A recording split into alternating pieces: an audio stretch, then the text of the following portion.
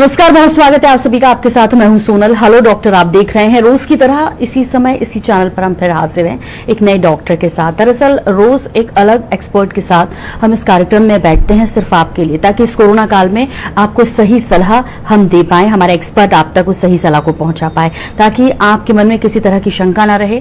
क्योंकि इस कोविड काल में डॉक्टर की सलाह और कोविड गाइडलाइन ही कोरोना से बचने का एकमात्र उपाय है। तेजी से जिस तरह से कोरोना बढ़ा और कोरोना के साथ साथ पैरेलल जिस तरह से अब दूसरे रोगों ने भी लोगों को शिकार बनाना शुरू कर दिया है, उसके बाद चीजें काफी खतरनाक हो गई हैं या कहें आउट ऑफ कंट्रोल हैं। लेकिन इसे रोका नहीं जा सकता, ऐसा भी नहीं है। लेकिन इसके लिए आपके साथ की आवश्यकता है, यानी सेल्फ डिसिप्लिन की अब बात की जा रही है। क्योंकि कई राज्यों में लॉकडाउन खुल चुका है, नियम और शर्तों के साथ हर जगह सरकार या प्रशासन नहीं आ सकता, इसलिए उसका पालन करना आपकी जिम्मेदारी है। और घर बैठे हम आपको एक्सपर्ट की सलाह तो पहुंचा ही रहे हैं। तो चलिए आज हम आपको मुखातिब करा देते हैं हमारे आज के मेहमान से। हमारे साथ हैं आज स्टूडियो में डॉक्टर सुचिता गोयल जी, जो कि मनोरोग विशेषज्ञ हैं। डॉक्टर सुचिता, बहुत स्वागत है सबसे पहले तो आपका कार्यक्रम में। और मनोरोग विशेषज्ञ, जैसे मैंने अभी कहा कि आपका डेजिग्नेशन है, जाहिर तौर पर ये एक बहुत बड़ा विषय निकल कर आया कोरोना काल में। कोरोना की पहली लहर आई मैंने पिछले साल तब भी, और अब ये इस बार जो इसने कहर बरपाया, लोगों को कोरोना ने बिल्कुल अंदर तक तोड़कर रख दिया है। वो उसके फेफड़े पर तो असर करता ही है, लंग्स को तो खराब करता ही है, लेकिन दिल और दिमाग दोनों पे ज्यादा प्रभावित कर रहा है। क्या आप इससे इत्तेफाक रखती हैं? बिल्कुल, आपने सबसे पहले नमस्कार। और आपने एकदम सही बात बोली कि जो एक शारीरिक रोग का जो रूप है ही हमारे सामने कोविड-19, और साथ साथ जिस तरीके से ये मानसिक रूप से लोगों को परेशान कर रहा है, मानसिक रूप से लोगों में बहुत सारा डर, एंग्जाइटी, घबराहट, बेचैनी, डिप्रेशन की बीमारी या पोस्ट ट्रॉमेटिक डिसऑर्डर, ऐसे जो रोग हैं वो बहुत ज्यादा अब देखने को मिल रहे हैं।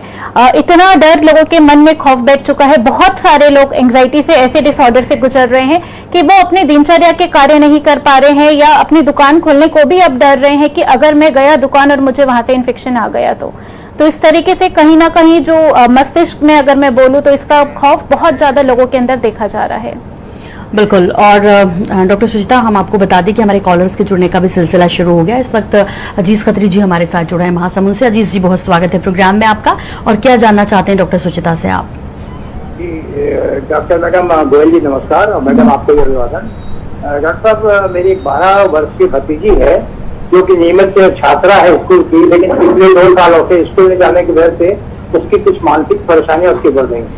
जैसे कि कोरोना के बारे में सुनेगी या कोरोना का न्यूज सुनेगी तो अचानक पता नहीं तो उसको कुछ अजब दौरा सा लगता है और एक कोने में जाकर गुमसुम से होकर बैठ जाती है। और हमने उसको बहुत इलाज कराया, बहुत हमने लोगों को बताया भी, लेकिन आज भी उसी परिस्थिति में जी रही है। डॉक्टर साहब, उसके लिए कुछ ऐसा बताइए कि जो उसकी मानसिक संतुलन को हम कुछ अच्छा कर सकें। देखिए, सबसे पहले जब हम बड़ों में इतना खौफ हो जाता है तो स्वाभाविक रूप से है वो बच्चे हैं, उनको जो दिखाया जा रहा है, जो सुनाया जा रहा है, वो उसमें बहुत ज्यादा अपना लॉजिक नहीं लगा पाते हैं और उसको सच मान लेते हैं।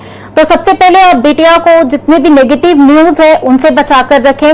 घर में जब आप डिस्कस कर रहे हैं कोविड के बारे में तो बिल्कुल यही कोशिश करिए कि जो तथ्य है, जो सत्य है, आप वही उस बच्ची के सामने पे डिस्कस करें और आप बच्ची को रूबरू कराएं कि ये एक तरह की बीमारी है बस, और कुछ भी नहीं, इससे हमें डरने की जरूरत नहीं है, प्रिकॉशन पूरा लेना है। बच्चे के आसपास आप थोड़ा सा पॉजिटिव एनवायरनमेंट क्रिएट करें, जैसे कि उसके खेलने का समय, उसके सोने का समय, उसके खान पीन पे बराबर ध्यान दें। धीरे धीरे ये डर कहीं ना कहीं वो डिप्रेशन और एंग्जाइटी की तरफ बच्चे को इस उम्र में लेके चला जाएगा। तो बहुत जरूरी है उसके आसपास आप पॉजिटिव एनवायरनमेंट करें, सत्य ही आप उसके सामने डिस्कस करें और उसको सही तरीके से आप बीमारी के बारे में बताएं। बिल्कुल ठीक कह रहे हैं डॉक्टर सुचिता। और न सिर्फ पॉजिटिव एटमॉस्फेयर आपको बनाने की जरूरत है, बल्कि खुद भी बहुत सकारात्मक होने की अब आवश्यकता है परिवार के सभी लोगों को। और आसपास यदि कोई इस तरह की बात करता है तो उसको रोकिए, सिर्फ अच्छी बातें कीजिए, क्योंकि जो कुछ हो रहा है, जितने पॉजिटिव आ रहे हैं उससे कई ज्यादा ठीक भी हो रहे हैं। तो हमें उन खबरों पर ज्यादा ध्यान देना चाहिए। खासतौर पर सोशल मीडिया में जो मैसेजेस वायरल होते हैं, हम आपको बार बार कहते हैं कि उन पर बिल्कुल भी ध्यान ना दें। एक विश्वसनीय चैनल को लें और सिर्फ आंकड़े देखें। उसके बाद जो इंटरटेनिंग प्रोग्राम्स हैं उसके ओर ध्यान देना चाहिए आप लोगों को। फिलहाल एक और कॉलर अजय जी बिलासपुर से हमारे साथ जुड़े हुए हैं। अजय जी, बहुत स्वागत है आपका प्रोग्राम में। क्या जानना चाहते हैं आप? नमस्कार मैडम, मैं वैक्सीन के बारे में जानना चाहता हूँ। जी जरूर। मेरे बालक की उम्र अभी 21 साल है। उसने वो वैक्सीन लगवाई थी 9 मई को, लेकिन अभी जो वैक्सीन की शॉर्टेज चल रही है तो कहीं पर किसी सेंटर में कोविशील्ड लग रहा है, कहीं पर कोवैक्सीन लग रहा है। तो अगर जब इसका ड्यू डेट आता है तो कोवैक्सीन अगर उपलब्ध नहीं है तो क्या कोविशील्ड लगवाई जा सकती है? नहीं, बिल्कुल भी नहीं। जो वैक्सीन पहले लगी हुई है हमें वही वैक्सीन को लगवाना है, हम वैक्सीन को इंटरचेंज नहीं कर सकते हैं। तो अगर कोवैक्सीन लगी है तो हमें उसे कोवैक्सीन ही लगवाना है। तो कोवैक्सीन ही लगवाना है, और ऐसा नहीं है कि यदि आप वहां जाएंगे और पता करेंगे तो आपको ठीक से जवाब न मिले। बाकायदा आप पहले पूछ लीजिए कि क्या कोवैक्सीन ही उपलब्ध है, तभी आप लगाइए, क्योंकि तभी वो पूरा असर करेगी। लेकिन इसके साथ साथ ये बहुत जरूरी है कि जब आपने पहली बार लगवाया होगा तो आपको एक स्लिप मिली होगी, उसके बाद डेट तय करके आप थोड़ी सी कोशिश जरूर करनी होगी, क्योंकि इस वक्त जिस तरह से कोरोना काल आया है इसमें सरकार को भी कुछ दिक्कतें वैक्सीन के उत्पादन से लेकर उसे उपलब्ध कराने तक है, जिसके लिए लगातार प्रयास जारी हैं। आपके सहयोग की आवश्यकता है। एक और कॉलर हमारे साथ हैं। हेलो, कौन बोल रहे हैं? राजेश कुमार दवांगा, बलौदा जिला जांजगीर। जी जी राजेश जी, बहुत स्वागत है आपका। क्या जानना चाहते हैं आप? मेरी मैम कोरोना पॉजिटिव हुई थी 27 मई को जी, अप्रैल। ठीक हो गई है, लेकिन एकदम से थकावट लगता है, हाथ में दर्द करती है, बोलती है। जी, ये पोस्ट कोविड एक्यूट सिंड्रोम होते हैं कि जब कोविड के जो कुछ लक्षण होते हैं या कोविड ठीक होने पर भी, नेगेटिव आने पर भी कुछ सिम्टम्स जैसे बॉडी एक, आई में जो आपने बोला पेन, वो चेस्ट पेन, इस तरीके के लक्षण अराउंड 4 to 12 वीक्स रह जाते हैं।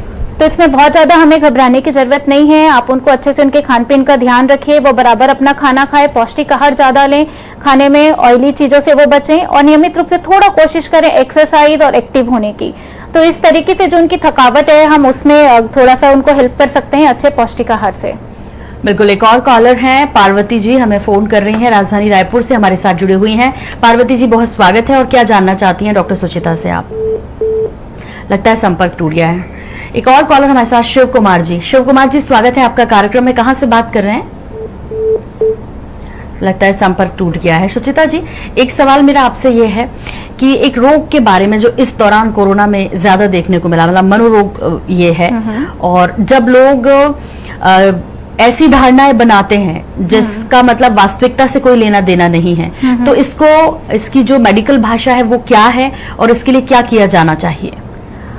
ऐसी धारणाएं, अगर मैं कोविड से रिलेटेड बोलूं या आप अन्य चीजों में ही बोल रही हैं, ऐसी धारणाएं? नहीं, मैं एक कॉमन उसमें पूछ रही हूँ कि जब आदमी ये सोचने लगता है जो चीज है नहीं उससे डरने लगता है, या बेकार में वो उन चीजों को देखने लगता है जो दरअसल वास्तविकता में है ही नहीं। बिल्कुल। तो वो इस तरह के जो कहते हैं कि परेशान करते हैं, वो थिंकिंग, वो मतलब इसे हम कैसे पॉजिटिविटी में बदलें और कैसे इन चीजों से छुटकारा पाएं? देखिए, जो अगर वास्तविकता में चीजें नहीं है और उन चीजों को भी सोच रहा है वो, या उन चीजों से वो बहुत ज्यादा उसके काम पे, उसके निजी जीवन पे या उसके खुद पे, सोशल सर्कल पे जो अफेक्ट पड़ रहा है, उदाहरण के लिए अगर मैं बोलूं हेलुसिनेशन, तो जैसे अगर कोई व्यक्ति है नहीं फिर भी उसे उसकी आवाज सुनाई दे रही है या वो व्यक्ति दिखाई दे रहा है, या उसे एक तरह के शक वहम आ रही है, जैसे कि कोई मेरे बारे में बात कर रहा है जबकि वो उनके बारे में बात भी नहीं कर रहे हैं। उदाहरण के लिए जैसे अभी हम टीवी चैनल में बात करें और उनको लगेगा कि नहीं, ये तो मेरे को ही देख के बात कर रहे हैं। तो जो इस तरीके की धारणाएं होती हैं, हम इसे, अगर ये परसिस्टेंट 1 मंथ तक ऐसे रह जाती है तो हम इसे साइकोसिस या स्किज़ोफ्रेनिया की बीमारी बोलते हैं। और इसका जो उपचार होता है वो सबसे पहले मनोरोग विशेषज्ञ से आप कंसल्ट करें और हम दवाइयों के माध्यम से इसका उपचार करते हैं। बिल्कुल। दवाइयों के साथ साथ आपको कैसा माहौल रखना चाहिए आसपास, परिवार के बाकी सदस्यों की क्या जिम्मेदारी है, इस पर भी बात करेंगे। लेकिन फिलहाल एक कॉलर गुना से जुड़ रहे हैं। मध्य प्रदेश के गुना से आपने फोन किया है, कौन बात कर रहे हैं? मेरा नाम उमेश माथुर है। जी उमेश जी, बहुत आपका स्वागत है और बहुत शुक्रिया फोन करने के लिए। क्या जानना चाहते हैं आप? मैं ये जानना चाहता हूँ कि मैं बिल्कुल स्वस्थ था, मेरी उम्र अभी 72 साल है जी जी। वो अभी क्या था, मैं 20 दिन पहले तक अच्छी तरह से मैं चल फिर रहा था। अभी 20 दिन से ऐसी स्थिति हुई है मेरी कि मेरे को 2 कदम चलना मुश्किल हो गया, जबकि मैं चेकअप वगैरह सब करवा चुका हूँ। कोविड का भी, कोरोना का भी सबका चेकअप करवा लिया, सब रिजल्ट नॉर्मल है, कोई कंप्लेंट नहीं है, कोई शिकायत नहीं है। लेकिन जाने क्यों मेरा दिन पर दिन मतलब एक शक्तिहीन जैसा शरीर होता जा रहा है। ऐसा क्यों है मैडम? जी बिल्कुल, अगर आपको कमजोरी इतनी ज्यादा हो रही है कि आप चल भी नहीं पा रहे हैं तो इमीडिएटली आपने बोला कि आपने सारे रिपोर्ट्स करवा लिए हैं, कोशिश है कि अगर आपने सीटी स्कैन या एमआरआई नहीं करवाया है तो एक बार आप न्यूरोलॉजिस्ट से इस बारे में वहां पे अपने लोकल फिजिशियन से आप कंसल्ट कर लीजिए कि इतनी ज्यादा कमजोरी क्यों हो गई है कि आप चल भी नहीं पा रहे हैं, अपने डेली रूटीन के कार्य नहीं कर पा रहे हैं। तो अगर आपने न्यूरो इमेजिंग नहीं करवाया है तो सबसे पहले आप वहां पे अपने फिजिशियन से बात करके न्यूरो इमेजिंग करवा लीजिए। बिल्कुल। और हम यहाँ लगातार बात कर रहे हैं कि कोरोना काल में हम जिस तरह के तनाव से गुजरे हैं, तो इसके लिए किस तरह के इलाज उपलब्ध हैं और आपको क्या करना चाहिए, आपके परिवार के सदस्यों की क्या भूमिका है। लेकिन इससे पहले एक कॉलर भिलाई से हैं, पहले उनसे बात कर लेते हैं। हेलो, कौन बात कर रहे हैं? हेलो, मैं एमपी हुसैन बात कर रहा हूँ। जी स्वागत है हुसैन साहब आपका, क्या जानना चाहते हैं आप? जी मैं जानना चाहता मैडम जी मैं ये जानना चाहता हूँ, मैं अभी कोविड से था 20 दिन करीबन सरकारी हॉस्पिटल दुर्ग में एडमिट था। 20 दिन के बाद मैं छुट्टी होकर आया हूँ सर, घर में हूँ, गोली चल रहा है। मेरा सिर्फ इतना प्रॉब्लम है, बाकी सब ठीक है मेरा, बस ये क्या चलने से झुकने से मेरा सांस थोड़ा फूलता है। जी डेफिनेटली आप इसके लिए अपने थोड़ी ब्रीदिंग एक्सरसाइज आप ट्राई करना शुरू करिए घर पे। सबसे आसान होता है बलून फुलाना, तो आप बलून ले लीजिए और आप डेली कोशिश करिए दिन में कि आप 2 से 3 बार बलून ब्लो करके आप एक्सरसाइज करें। कुछ डीप ब्रीदिंग एक्सरसाइज भी आप करना शुरू कर सकते हैं। जब पोस्ट कोविड कई बार ब्रेथलेसनेस का प्रॉब्लम थोड़े समय के लिए रह जाता है, जिस समय लंग इन्फेक्ट हुआ होता है उसका ये कॉन्सिक्वेंस होता है। तो इसको धीरे धीरे हम ब्रीदिंग एक्सरसाइज करके अपने लंग की कैपेसिटी थोड़ी बढ़ा सकते हैं और आपको आराम पड़ जाएगा। एक और कॉलर है हमारे साथ, पार्वती जी। अभी फोन कनेक्ट नहीं हो पाया था, रायपुर से हमें फोन कर रही हैं। पार्वती जी बहुत स्वागत है, क्या सवाल है? मैडम नमस्ते। जी नमस्कार। मैडम आप मनोरोगी मैडम बोल रही हैं विशेषज्ञ? जी डॉक्टर सुचिता बात कर रही हैं, मनोरोग विशेषज्ञ हैं पार्वती जी। मैडम मेरा लड़का जो है 27 साल का है, तो 13 से क्या है मनोरोग का दवा खा रहा है मैडम, स्वस्थ हो गया है अब। अब मैं टीका लगवाना चाहती हूँ मैडम, तो दवा तो अभी तक वो खाता ही है, बिल्कुल हल्का दवा उसको देते हैं मैडम। ये अपना साइंस कॉलेज के पास है ना शुक्ला डॉक्टर, वही से दवा खाते हैं जी। तो उसको ये टीका लगवाएंगे तो नुकसान होगा क्या मैडम? बिल्कुल भी नहीं, आप उनको टीका लगवा सकते हैं। ऐसे अभी तक हमने कहीं पे भी डॉक्यूमेंटेड नहीं है और कोई ऐसा कॉन्ट्राइंडिकेशन नहीं है कि अगर वो मानसिक दवाइयां खा रहे हैं तो वो टीका नहीं लगवा सकते। आप बिल्कुल उनको टीका लगवा सकते हैं और उनके स्वास्थ्य में और सुधार आपको देखने को मिलेगा। डॉक्टर सुचिता, जैसे ये सवाल भी था पार्वती जी का, उन्होंने कहा कि लंबे समय से खा रहे हैं, क्या वाकई में मनोरोग जो होते हैं उनका जो दवाइयों में इलाज होता है वो तो मुझे लगता है कि आपका कहना चाहिए कि थोड़ी देर के लिए आपके या कुछ समय के लिए जो सेंसेस हैं उसको वो कंट्रोल करता होगा, लेकिन वाकई में इसका परमानेंट उपाय क्या होता है? देखिए मेडिसिन हर एक डिसऑर्डर्स में अलग अलग ड्यूरेशन के लिए दिया जाता है।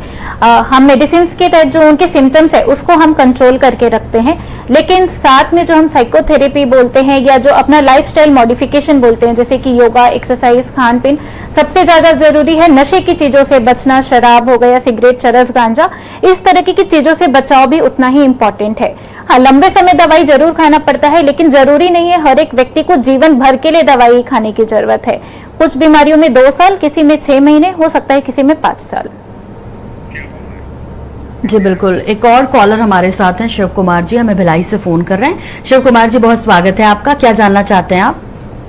मैडम जी नमस्कार। मैडम जी नमस्कार। जी मैडम जी, मैं जानना चाह रहा हूँ, मेरी रिलेटिव महिला, मेरी रिश्तेदार महिला 33 साल की है, उनको 4 साल के 2 जुड़वा बच्चे हैं और वो एड्स की शिकार हैं और ये रिंग नाम की गोली दवाई खाती हैं। क्या वो वैक्सीन ले सकती है मैडम जी? बिल्कुल ले और सकते मैडम जी हैं। क्या मैडम जी, और मैं जैसे कि ये पॉजिटिव आने के बाद में ब्लड डोनेशन कितने दिन के बाद कर सकता है या कर नहीं सकता सर मैडम जी? जी सबसे पहले पहला क्वेश्चन जो आपका ये है कि वो अगर इम्यूनो कॉम्प्रोमाइज्ड है, HIV है, तो वो डेफिनेटली वैक्सीन ले सकती हैं, उसमें कोई कॉन्ट्राइंडिकेशन नहीं है। दूसरा, अगर आप पॉजिटिव आए हैं और आपकी पूरी सही तरीके से रिकवरी रेट हो जाती है तो उसके पहले गाइडलाइंस के अकॉर्डिंग 1 मंथ था कि हम उतना ब्रेक लेके आप ब्लड डोनेट अपना कर सकते हैं। एक और कॉलर है डॉक्टर सुचिता, और ये हैं बाबूलाल जी, बहुत स्वागत है आपका। बाबूलाल जी कहाँ से बात कर रहे हैं? नमस्ते मैडम जी, मैं राजनांदगांव बोल रहा हूँ मैडम जी, नमस्कार जी। जी नमस्कार, बताइए। ये मैडम जी मेरे को 4 जनवरी को कोरोना पॉजिटिव हुआ था। पूरा भरपूर डोज ले चुका हूँ मैं और इधर स्वस्थ हूँ अभी मैं। कोविशील्ड के दोनों डोज ले चुका हूँ मैडम जी मैं। तो मैडम जी करीब 1 महीने से मेरा आंख जलता है, ऐसा लगता है कि मैं रात में सो नहीं पाता हूँ, ऐसा आभास होता है। जबकि मैं पूरा नींद लेता हूँ, पूरा भरपूर नींद लेता हूँ, आंख हमेशा जलते रहता है, हमेशा जलते रहता है, जैसे मैं रात में सोता नहीं ऐसा लगता है। ऐसा क्या रहा मैडम जी, आंख जलता है मेरा। जी डेफिनेटली अगर आपकी आईज में कांस्टेंट बर्निंग सेंसेशन है इतने महीनों से ही, तो कई बार वो पोस्ट कोविड एक्यूट सिंड्रोम भी हो सकता है। और अगर ये कंटिन्यू है तो एक बार आप वहाँ पे अपने ऑप्थेल्मोलॉजिस्ट को दिखला दीजिए। कई बार ड्राई आईज की वजह से भी आई में बर्निंग सेंसेशंस होते हैं। बिल्कुल, एक कॉलर हमारे साथ हरिद्वार से जुड़ रहे हैं, उत्तराखंड। विजेश जी, बहुत स्वागत है आपका। पहले तो ये बताइए कि हरिद्वार में क्या स्थिति है। हालांकि प्राकृतिक रूप से ये बहुत संपन्न क्षेत्र है और इसको प्रकृति के साथ साथ ये एक धार्मिक सिद्ध स्थान भी है, तो ऐसे में कोरोना यहाँ पर कितना अपना कहर बरपा पाया? यहाँ पे पिछले साल तो कम था कोरोना ना, लेकिन इस साल जो सेकेंड वेव आई है इसमें बहुत इन्फेक्शन हो गया है जी। और इस लोगों ने मास्क भी लगाया, उसके बावजूद भी मतलब काफी हो गया है जी। और इस बार तो पर्यटन भी वहाँ बिल्कुल नहीं हो रहा होगा विजय जी, तो इसकी वजह से लोगों के आर्थिक नुकसान भी काफी उठाना पड़ा होगा। अभी कुंभ हुआ था तो वो मतलब 1 महीने तक चलना था, तो 1 महीने से पहले ही वो खत्म कर दिया गया, सारा हटा दिया इसी वजह से कोरोना की। ठीक, आप क्या जानना चाहते हैं विजय जी? अच्छा, मुझे कोविड हुआ था पॉजिटिव 13th डे से ना जी। तो आज शायद 12th डे है और अभी मेरे को 99 समथिंग फीवर आता है और बाकी ब्लड टेस्ट कराया था, CRP, D dimer, ferritin. CRP normal था और डी डाइमर भी नॉर्मल आया था, फेरेटिन थोड़ा सा बढ़ा हुआ था। तो अभी मुझे फीवर आता है 99 से 100 के बीच में। अभी मतलब क्या करना चाहिए? अभी इन्फेक्शन है मुझे, साथ में ऑक्सीजन का लेवल बिल्कुल प्रॉपर है। तो हमें इसमें अभी डरने की जरूरत नहीं है, क्योंकि आपका ऑक्सीजन सेचुरेशन मेंटेन्ड है और ऑलमोस्ट आपकी ब्लड रिपोर्ट भी अच्छी है और फीवर आपका 100 के नीचे है। तो डेफिनेट आप अपना जो अभी आइसोलेशन पीरियड है वो आप अपना पूरा उसको आप प्रॉपर समाप्त करिए। और कई बार थोड़ा 99, 90 ऐसा हमें फीवर देखने को मिल जाता है कोविड के पोस्ट एक्यूट में भी, तो उसमें डर घबराने की जरूरत नहीं है। अपना मॉनिटरिंग बराबर करते रहिए ऑक्सीजन सेचुरेशन। जहां आपको थोड़ा ब्रेथलेसनेस या ऐसी दिक्कत हो तो तुरंत संपर्क करें लोकल फिजिशियन से। एक और कॉलर है हमारे साथ और सूर्यकांत जी हमें छत्तीसगढ़ मुंगेली से बात कर रहे हैं। बहुत स्वागत है आपका, क्या जानना चाहते हैं सूर्यकांत जी? जी मैम, मेरा थोड़ा दिमाग घूमता है और थोड़ा कमजोरी वीकनेस फील होता है। जैसे कोविड का कुछ भी खबर न्यूज सुनता हूँ मैं तो दिमाग में कुछ हलचल होता है, फिर डर अपने आप पैदा हो जाता है अंदर मेरे अंदर। हाँ, सबसे पहले जरूरी है आपके लिए कि आप जो कोविड का न्यूज है उससे थोड़ा ब्रेक लें, अपने आप को उसमें थोड़ा सा जो पॉजिटिव इन्वायरमेंट में बोलती हूँ वो क्रिएट करने की कोशिश करिए। कोविड का न्यूज आप सिर्फ दिन भर में 15 मिनट के लिए ही लें और कोशिश करें रात के समय आप ना लें। दिन के समय में आप कोई एक अच्छे चैनल जिसमें आपका पूरा भरोसा है आप वही चैनल से आप कोविड का न्यूज लें, बाकी चैनल से आप ना लें। दूसरी चीज, जो र्यूमर्स फैल रहे हैं ऑनलाइन, जो हमें फेसबुक व्हाट्सएप में इतने र्यूमर्स आते हैं उसको आप कोशिश करें आप ना पढ़ें। साथ ही अपने घर वालों को भी बोलिए कि मुझे इस समय पे कोविड का कोई भी नेगेटिव न्यूज ना दे। तो इस तरीके से आप थोड़ा टाइम आउट लीजिए, अपने आप को थोड़ा ब्रेक करिए इस नेगेटिव खबरों से कंटिन्यूसली, और एक्सरसाइज और भरपूर नींद लेना शुरू करिए। और वैसे सूर्यकांत जी, आपको क्या पसंद है, आपकी हॉबीज क्या है? जी मैम, हॉबीज तो पढ़ाई है, स्टडी। पढ़ाई है तो आप पढ़ाई पे कंसंट्रेट करिए। यदि आपको लगता है कि जो आपको किस कक्षा में पढ़ते हैं आप, मतलब क्या पढ़ रहे हैं अभी? मैम पीएचडी की तैयारी कर रहे हैं अभी। बताइए, आप इतनी अच्छी तैयारी कर रहे हैं और उसके बाद आपको कोविड से डर लग रहा है। आपको तो बहुत बहादुर होना चाहिए और आपको वो खबरें देखनी ही नहीं चाहिए। एक बार सुबह अखबार में पढ़िए, उसके बाद आपको जो अच्छा लगता है या आपको जिस तरह का माहौल पसंद है उसे बनाने की कोशिश कीजिए। ये मत सोचिए कि कोविड की खबरें सुनने से आपको डर लगता है। ऐसा आप सोच रहे हैं इसलिए आपके साथ ऐसा हो रहा है। इससे आपको बाहर निकलने की आवश्यकता है और बाकी इलाज हर चीज का है, लेकिन कोशिश करिए कि शुरुआत उसे खत्म करने की आप स्वयं ही करें। फिलहाल एक और कॉलर हमारे साथ जुड़ रहे हैं, अंजनी जी हमें फोन कर रही हैं। अंजनी जी, बहुत स्वागत है आपका और जांजगीर चांपा से बात कर रही हैं आप। हाँ जी मैडम जी नमस्कार, बताइए क्या जानना चाहती हैं आप? हाँ, मैं मतलब 10 तारीख को मतलब पॉजिटिव हुई थी। अभी आज तो 24-25 तारीख है और मतलब सब कुछ ठीक है, नॉर्मल है, लेकिन मतलब हल्का गला में खराश आता है और मतलब कफ निकल रहा है और कुछ भी सिरप पीने से मतलब सीने में मतलब जलन होता है, गैस बन रहा है, तो क्या करना चाहिए? बिल्कुल, ये अभी जो थोड़े से जो लक्षण बच गए, मैं फिर से कह रही हूँ, ये कोविड होने के बावजूद भी थोड़े लक्षण हमारे समय के लिए रह जाते हैं। स्वेलिंग्स रहती है गले पे, उसकी वजह से कॉफ और इस तरीके की चीजें बनी रहती है। आप गरारा कर सकती हैं, दिन में हल्का गुनगुना पानी से आप गरारा करिए और भाप स्टीम ले सकती हैं आप। एंटी एलर्जिक मेडिसिन वहाँ पे आप रात में एक गोली एंटी एलर्जिक अपने डॉक्टर से कंसल्ट करके वहाँ पे ले सकती हैं। और अगर कॉफ सिरप पीने से आपको बहुत ज्यादा एसिडिटी वाली फीलिंग हो रही है तो कोशिश करिए कि एंटी एसिड का आप उपयोग कर लें साथ में। बिल्कुल डॉक्टर सुचिता, जैसे हम यहाँ लगातार बात कर रहे हैं, आप कह रहे हैं कि योग करिए, अपना जो जीवन है उसे अनुशासन में बांधिए, ये सब ठीक है, लेकिन एक इंसान को वैसे भी अभी तो कोविड काल है, इसके अलावा भी एक स्वस्थ दिमाग के लिए किस तरह की एक्टिविटीज का हिस्सा होना चाहिए? योग आपने सुबह कर लिया या शाम को कर लिया, इसके अलावा आपने अच्छा देखा, अच्छा किया, लेकिन इसके अलावा और क्या एक्टिविटीज हैं जो आप एक डॉक्टर होने के नाते सजेस्ट करते हैं लोगों को, किससे आपका ध्यान बटे या आपके दिमाग की एक एक्सरसाइज होगी जो कि आपको फायदा पहुंचाएगी? डेफिनेटली एक अच्छा जीवन और अपना जो मानसिक स्वास्थ्य की देखभाल करने के लिए भरपूर नींद, रात में 6 से 7 घंटे की नींद बहुत ज्यादा जरूरी है। ये आपको मिनिमम लेना ही चाहिए, एक प्रॉपर एडिक्वेट नींद। जैसे आपने बोला कि मॉर्निंग के टाइम पे तो हमने योगा कर लिया, थोड़ा मेडिटेशन, 45 मिनट्स हम एक्सरसाइज अपना एक्टिविटी कर सकते हैं। दिन भर के समय पे अगर आपको कुछ टाइम मिलता है या कुछ टाइम आप अपना मैनेजमेंट करके निकाल सकते हैं तो अपनी हॉबीज पे जरूर आप स्पेंड करिए, वो आपके दिन भर के स्ट्रेस फैक्टर को रिलीज करने में आपकी मदद करता है। और साथ में अगर कुछ चीजें हैं तो उसको डिस्कस करना शुरू करिए, उसको अंदर होल्ड मत करके रखिए। बहुत सारे लोग चीजों को अंदर ही होल्ड करके रखते हैं, डिस्कस नहीं करते हैं और जिसकी वजह से उनका मानसिक तनाव बढ़ जाता है। कुछ ऐसी चीजें हैं तो आप उनको लिख भी सकते हैं, लिख के हुए आप अपने जो मानसिक तनाव है उसको आप दूर कर सकते हैं। एक और कॉलर है मध्य प्रदेश की राजधानी भोपाल से हमारे साथ जुड़ रहे हैं। राजीव जी, बहुत स्वागत है आपका कार्यक्रम में, क्या जानना चाहते हैं आप? हेलो हेलो जी, राजीव जी आपको आवाज मिल रही? हाँ, महादेव अग्रवाल बोल रहा हूँ मैं। जी बताइए। मैं ये कह रहा था, 21 अप्रैल को मेरी वाइफ का और मेरा दोनों का चलते हैं ये कोरोना टेस्ट पॉजिटिव आया था, तो अभी वो तो ठीक हो गया, उसमें कोई सिम्टम तो नहीं है अब, बट अभी क्या वाइफ को जो ना नींद नहीं आ रही है एक आध हफ्ते 10 दिन से, तो उनके लिए अपन क्या कुछ दवाई लें या क्या करें? क्योंकि वैसे तो जनरल उनको उसके पहले तो ठीक आती थी नींद, हाँ, अभी अपन कुछ मेडिसिन ले सकते हैं क्या? देखिए, सबसे पहले मैं स्लीप हाइजीन पे फोकस करूंगी। मैं आपके साथ कुछ पॉइंट डिस्कस करती हूँ स्लीप हाइजीन की, जो हम उपयोग करना शुरू करेंगे। कोविड में या कोविड के बाद बहुत बार नींद में भी प्रभाव पड़ जाता है, जिसकी वजह से हो सकता है उनकी नींद डिस्टर्ब हो रही है। अपने सोने और उठने का टाइम वो निर्धारित कर लें। सोने के आधे घंटे पहले वो अपनी जो चीजें उसको वाइंड अप करना शुरू करें, ऐसी चीजें जो हल्की लाइट रहे, जिनको वो एंजॉय करती है और वो वाइंड अप करें।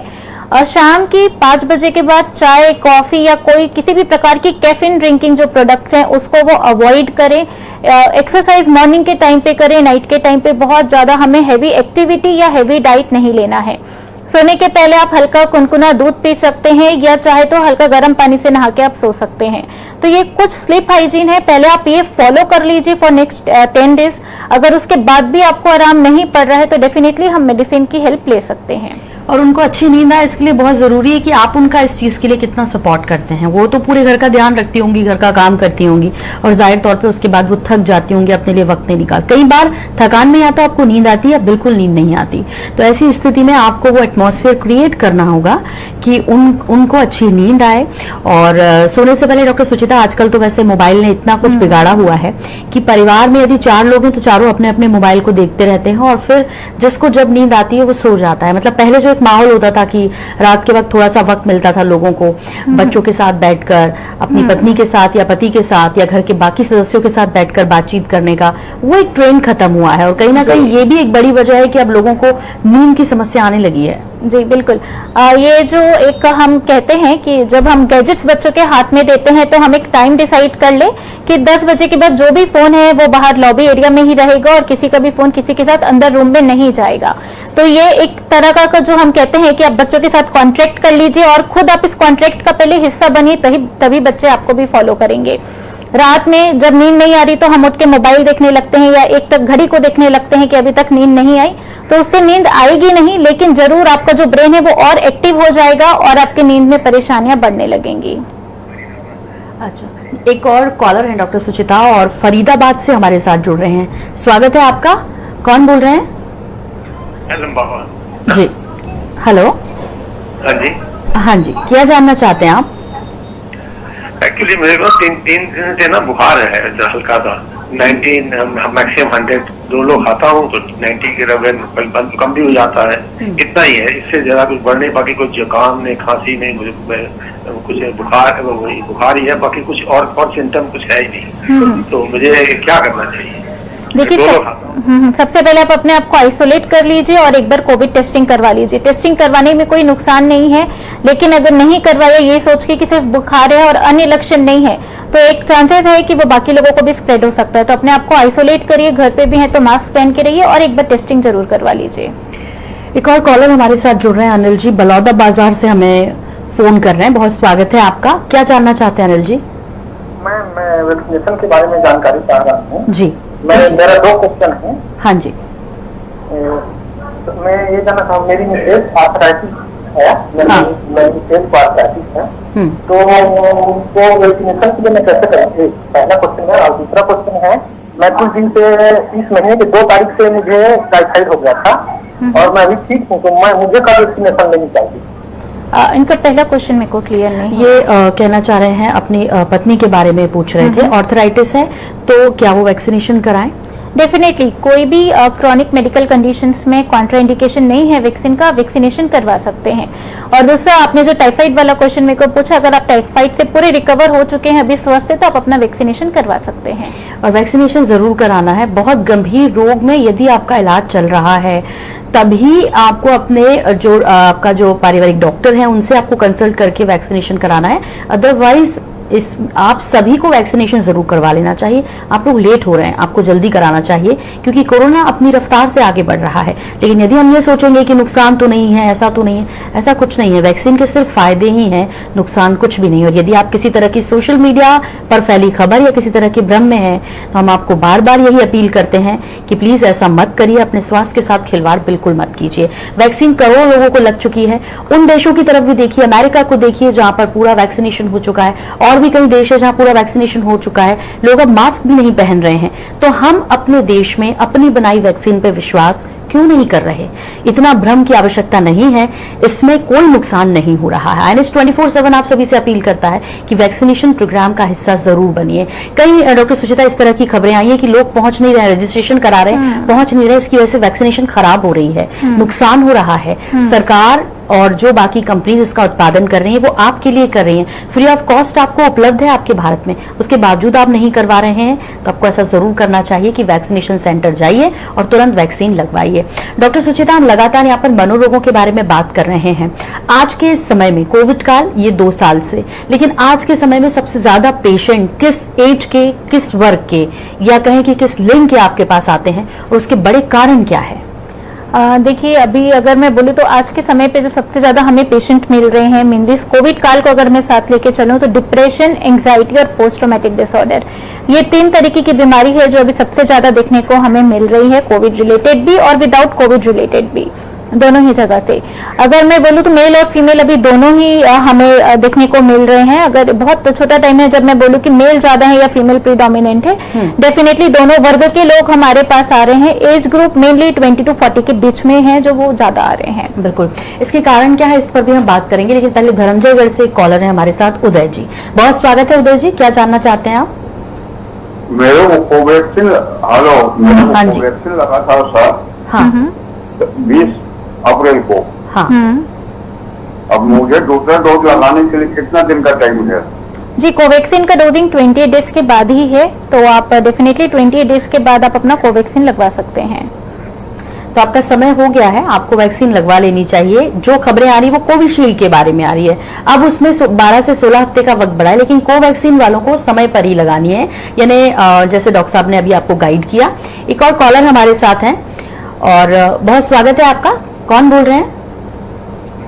हेलो जी। मैं अशोक शर्मा बोल रहा हूँ सदौर मध्य प्रदेश से। जी, बहुत स्वागत है आपका अशोक जी, क्या जानना चाहते हैं आप?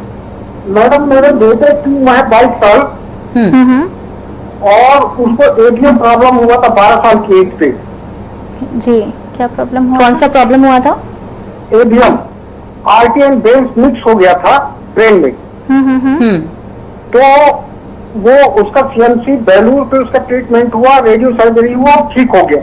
जी, तो हम क्या मैडम कोवैक्सीन ये वैक्सीन ले सकते हैं?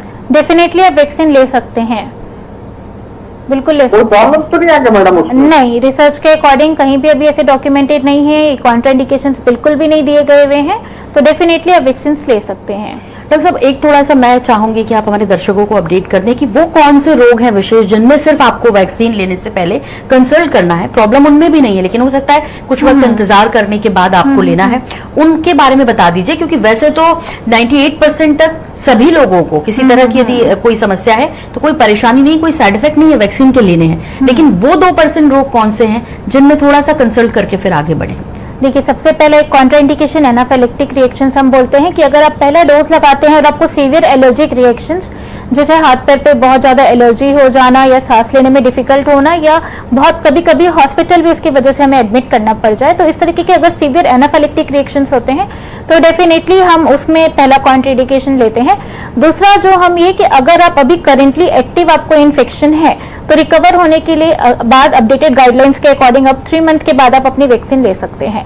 तो बस ये 2 ऐसी चीजें हैं और अभी प्रेग्नेंट वुमेन जो है उसमें अभी तक हमें क्लियरेंस नहीं मिला है। अदरवाइज और कोई भी ऐसा स्टेट नहीं है, भले वो आपकी किडनी की बीमारी हो, आपके हार्ट की हो या कोई अन्य बीमारी हो, आप उसमें वैक्सीन सेफली ले सकते हैं। और अगर ज्यादा आपको इश्यूज लगते हैं तो डेफिनेटली जो आपके कंसल्टेंट है उनसे आप एक बार डिस्कस कर लीजिए और सेफली आप जाके वैक्सीन ले लीजिए। तो मुझे लगता है कि जो बार बार इस तरह के सवाल आ रहे हैं और दूसरा भ्रम है, आपके आसपास भी कोई यदि इस तरह की खबरें फैला रहा है तो प्लीज उनको भी आप अपडेट कीजिए, अपडेट रहिए। यही हमारी कोशिश सामाजिक पहल के रूप में हमारा ये कार्यक्रम है ताकि आपको घर बैठे सही सलाह आप तक पहुंचा सके। सुल्तान जी से बात कर लेते हैं और ये राजधानी भोपाल से हमारे साथ जुड़ रहे हैं। सुल्तान जी, बहुत स्वागत है आपका प्रोग्राम में, क्या जानना चाहते हैं आप? जी नमस्कार मैडम। जी नमस्कार। मैडम ये जो बीपी पेशेंट होते हैं वो वैक्सीन लगवा सकते हैं मैडम? डेफिनेटली लगवा सकते हैं, ब्लड प्रेशर के पेशेंट भी लगवा सकते हैं। तो उनको नॉर्मल करके ब्लड प्रेशर लगवाना पड़ेगा या कैसे भी लगवा? आप पहले ब्लड प्रेशर वहाँ पे आपका चेक किया जाएगा। अगर आपको ब्लड प्रेशर है, आपका ब्लड प्रेशर अंडर कंट्रोल्ड है विद मेडिसिन, आप अगर सेफ हैं, कुछ इतना हाई नहीं है, तो डेफिनेटली आपकी वैक्सीन लग जाएगी। अगर आपका ब्लड प्रेशर अनकंट्रोल्ड रहता है, बहुत ग्रॉसली आपका हाई रहता है, तो डेफिनेटली पहले ब्लड प्रेशर कंट्रोल करने की जरूरत है और फिर वैक्सीन लगेगी। डॉक्टर सुचिता, एक सवाल मेरा यहाँ ये भी है कि ठीक है, जब हम एक एज क्रॉस करते हैं, मतलब 18 के बाद हमें सारी चीजें समझ में आने लगती है। कई तरह के स्ट्रेस होते हैं हमारे करियर को लेके, फिर शादी को लेकर, फिर शादीशुदा जिंदगी को लेके, पारिवारिक बैलेंसिंग को लेकर, आर्थिक चीजों को लेकर। लेकिन बच्चों में भी कई तरह की समस्याएं देखने को मिलती हैं। वो कौन सा रोग है जो बच्चों में ज्यादा देखने को मिल रहे हैं और क्यों, और इसमें पेरेंट्स की क्या भूमिका हो सकती है, परिवार के बाकी सदस्यों की क्या भूमिका हो सकती है? देखिए, बच्चों के रोग हम बहुत तरह से क्लासिफाइड कर सकते हैं। एक तो जेनेटिक रोग होते हैं बच्चों के, जो उनके ऑटोसोमल या क्रोमोसोम डिफेक्ट की वजह से, जैसे डाउन सिंड्रोम, या हम बोले तो जो इंटेलेक्चुअल डिसेबिलिटी या मेंटल रिटार्डेशन। तो जो ये रोग है, ये प्रेगनेंसी के दौरान पे जब प्रेग्नेंट है तो हमें घर वालों की भी और जो लेडी है उनकी भी ये है कि वो अच्छा न्यूट्रिशन ले, अपने आप को बच्चों पे पूरा ध्यान दे। डॉक्टर सुचिता, इस वक्त एक खबर आ रही है बड़ी, पहले हम वो रोक कर लेते हैं, उसका दर्शकों को अपडेट कर देते हैं। इस बीच आपको बता दें कि आज बरसीय झीरम कांड की और 25 मई 2013 का वो दिन कोई भूला नहीं है जब तांडव मचाया था। इस वक्त श्रद्धांजलि दी जा रही है, ये सीधी तस्वीरें।